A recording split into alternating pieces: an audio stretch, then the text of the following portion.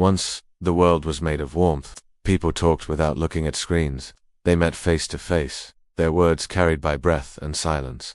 The streets were filled with the noise of human life, laughter echoing from open windows, the rhythm of footsteps, the sound of pages turning in quiet rooms. There was imperfection everywhere, cracks in walls, uneven handwriting, shaky voices on the phone, and somehow, that made everything beautiful. Before artificial intelligence, before the hum of algorithms and the cold precision of code, humanity was raw and real. Imagine the world 50 years ago, a father repairing his car in the driveway, hands covered in grease, a mother hanging clothes beneath the sunlight, children running barefoot on dusty roads, shouting names, not usernames, artists painting with trembling hands, workers building, sweating, arguing, forgiving. There was struggle, but there was connection. The evolution of science promised liberation. It began innocently, a spark in the darkness of ignorance. We built machines to serve us, to make life easier. We wanted progress. We wanted more time, more comfort, more control. But progress never stops to ask if we are ready for what it brings. Then came the revolution of intelligence, not human, but artificial. What started as simple lines of code began to think, to learn, to imagine. At first it seemed like magic. Computers that could compose music, write stories, diagnose illness, predict the weather. We called it the age of innovation. We didn't notice that it was also the age of separation. Now, step into the present. Look around, a city gleaming with electric light, screens blinking like stars, robots working side by side with humans, their movements flawless, their timing perfect. People no longer speak, they type. They no longer listen, they scroll. In cafes, friends sit together yet stare at their devices, their faces lit by artificial glow. The warmth is fading. Machines imitate love now. Artificial voices whisper affection. Synthetic faces smile on demand. Some call it companionship, but what is love without vulnerability?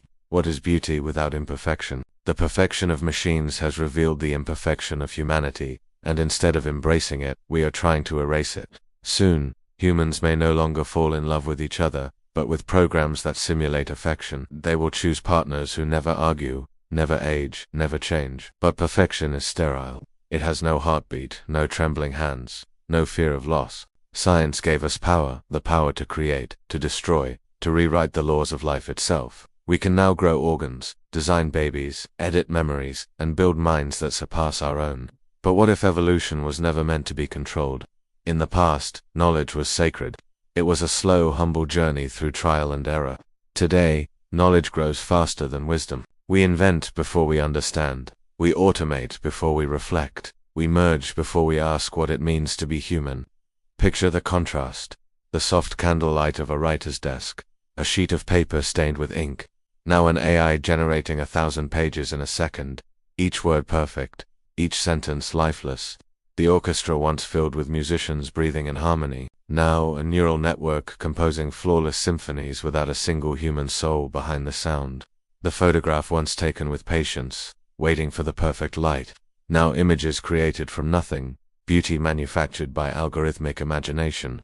Science has brought wonders beyond measure, cures, discoveries, miracles of engineering. Yet with each step forward, something ancient is lost. We are becoming spectators in a world we no longer shape with our hands, but with our codes. The human race stands at a paradox. We crave progress but fear what it takes away. We want to transcend our limits, yet our limits are what make us alive. The tremor in the voice, the mistake in the melody, the tear that falls at the wrong time, that is where the soul hides. Machines cannot touch that. Now imagine a future maybe 50 years from today. The skies are filled with silent drones. Cars move without drivers. Factories hum without workers. Even art, once the mirror of the human spirit, is generated by systems that feel nothing yet imitate emotion perfectly. Humans, once creators, have become curators, choosing between infinite outputs of artificial genius. The meaning of creation itself begins to dissolve. And yet, somewhere in the noise of data and light, a single human voice will whisper, "Remember when we used to feel?" That whisper will travel through the silence of perfect machines. And maybe, for a brief second, they too will pause, not because they understand, but because something unquantifiable passes through the air, like the ghost of memory. The day we taught machines to think, we forgot how to wonder. The day we made them flawless, we began to hate our own flaws. But what if those flaws are the essence of life? What if perfection is not progress, but extinction? There was a time when people worked together, building bridges, not just with steel, but with trust.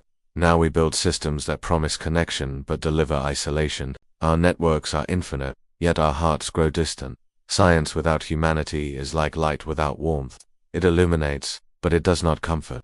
Maybe the next stage of evolution is not creating a better machine, but rediscovering the human soul. To look into the eyes of another person and see not perfection, but reflection. To speak without translation. To feel without measurement. Before artificial intelligence, there was love, flawed and fragile. There was time, slow and precious.